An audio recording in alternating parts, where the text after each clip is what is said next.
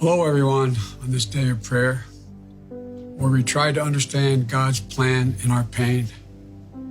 To George's family and friends, Jill and I know the deep hole in your hearts when you bury a piece of your soul deep in this earth.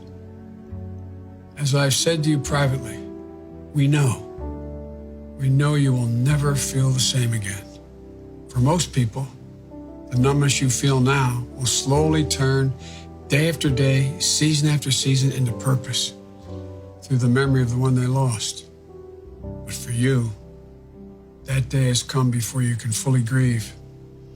And unlike most, you must grieve in public. And it's a burden that is now your purpose to change the world for the better, in the name of George Floyd. Like so many others, I've watched with awe as you summon the absolute courage to channel God's grace and show the good man George was. To stir justice too long dormant, to move millions to act peacefully and purposefully. But among all the people around the world who feel connected to this tragedy are the ones who lost something that can never ever be replaced. To George's children and grandchild, I know you miss your dad and your granddad. Little Gianna, as I said to you when I saw you yesterday, you're so brave. Daddy's looking down. He's so proud of you. I know you miss that bear hug that only he could give. The pure joy riding on his shoulders so you could touch the sky.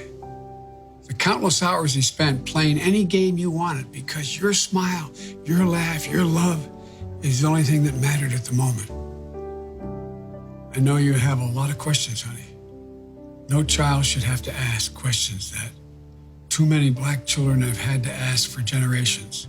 Why? Why is Daddy gone? And looking through your eyes, we should also be asking ourselves why the answer is so often too cruel and painful. Why in this nation do too many black Americans wake up knowing that they could lose their life in the course of just living their life? Why does justice not roll like a river, nor righteousness like a mighty stream?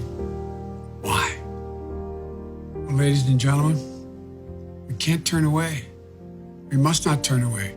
We cannot leave this moment thinking we can once again turn away from racism that stings at our very soul, from systemic abuse that still plagues American life.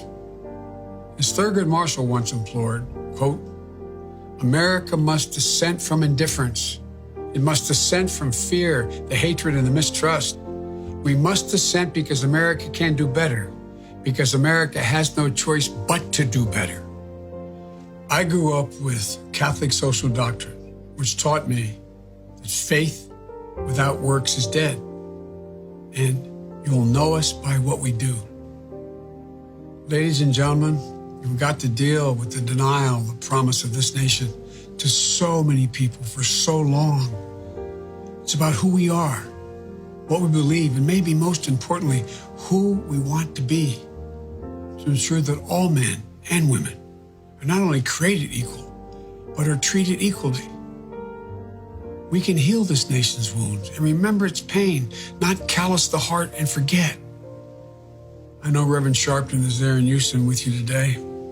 Rev, I watched you speak from Ecclesiastes last week in Minnesota, chapter 3, verse 1. To everything there is a time and a purpose and a season under the heavens. Well, today, now is the time, the purpose, the season to listen and heal. Now is the time for racial justice. That's the answer we must give to our children when they ask why. Because when there is justice for George Floyd, we will truly be on our way to racial justice in America. And then, as you said, Gianna, your daddy will have changed the world. May God be with you, George Floyd, and your family. And the words of a hymn from my church based on the 91st Psalm, may he raise you up on eagle's wings, bear you on the breath of dawn, and make you to shine like the sun, and hold you in the palm of his hand. God bless you all. God bless you all.